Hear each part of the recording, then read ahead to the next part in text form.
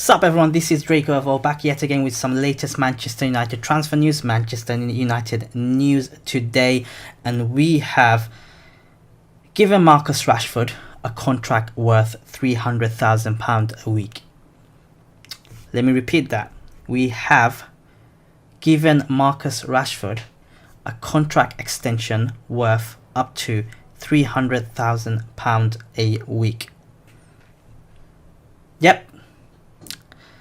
So this is official news. This is breaking news, as you can see on the article, which we'll go through in a bit. But I don't know what to say on this. I just hope that I was hoping, especially talking about it in the last video, and this week being a big week, that we are potentially in for a couple of more signings. I just hope this is not one of the signings, because technically, strictly speaking, this is a signing. You're giving a player a contract extension or contract for a number of years with a wage. So this is technically a signing. Obviously, he's not a signing because he's already our player. Anyway, let's read on a little bit. Manchester United striker Marcus Rashford has signed a £200,000 a week contract to commit him to the club until June 2023, with the option to extend for a further year. The England forward, 21 years old, will come to that, joined United at 7 years of age, making his senior debut aged 18. So this is what he had to say. This club has shaped me both as a player and a person. So it is such a privilege every time I get the opportunity to wear the shirt and to look at my bank details now.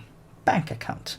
Manchester United has been everything in my life since I arrived here at the age of 7. I'm sure the bank will be everything in your life as well. I will be giving everything I have to help this club back to where it belongs and deliver the success that our fans deserve. Well, you best. You best.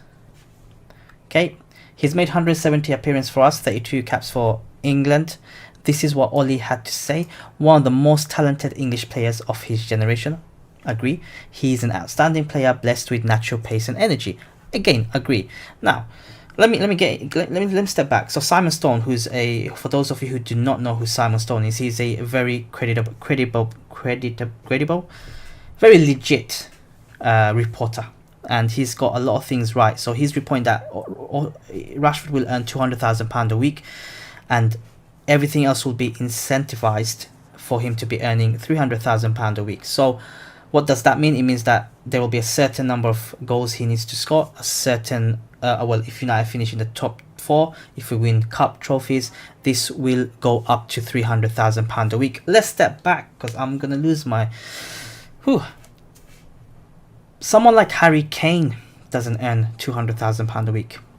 And we know how good Harry Kane is. There's a lot of players, forget the Premiership, around the world who's 10 times better than him and don't earn that much.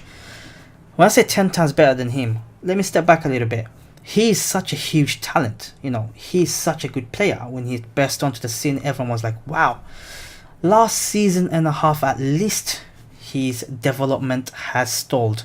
Why did it stall? I don't know. There could be external factors such as him hanging around with this lunatic and tool, Jesse Lingard. If you go to Rashford's social media, you will see a lot of it. There is negativity around it. It's not his fault, but he should not be looking at people like Lingard as a role model. Under Ibrahimovic, he developed very well. He worked hard. He stayed back, extra training sessions that we know of, and his performances on the pitch showed. He's gone now. Do you want to look at Jesse Lingard as a role model? He can't even get 5 goals. Lukaku, really? That's it. That's all we have. So who's his role model? Nobody. That's where he needs to step up. To be fair to him, he has been played on the wings at times. His best position is in the middle. But if we have any sort of performances or any similar performances of him in the last 3-4 months of the previous campaign last season, then we're in trouble. Because one, you're gonna have a you're gonna have a crap player on your books, right? You can't just sell him on, because if he goes down, just like Federico Makeda, things like that, his wage will be a huge stumbling block. Okay, that's one point. Second point, he's 21 to be earning that much. He's got at least 3-4 contracts in him left. 2 major ones at least left in him. So when his contract is come to an expiry in June 2020, close to it, what are we going to offer him? Double his wages? I hope we do, given if he gets us 30-40 goals a season. He can't even get us 20 goals a season. And he's not showing any signs of that. Yes, he's got energy, pace, drive, but everything else is average. He needs to work hard. I'm telling you now, if he doesn't deliver goods come August, there's going to be a lot of people turning on him. I just hope for our sake that we get another experienced striker.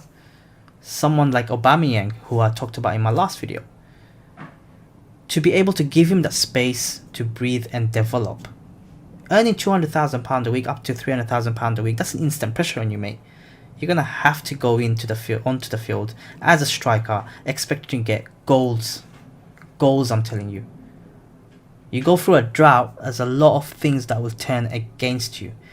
And whether you have the mental attribute, Rashford, to combat that, I haven't seen it. You can't hide behind, who are you going to hide behind? Lukaku?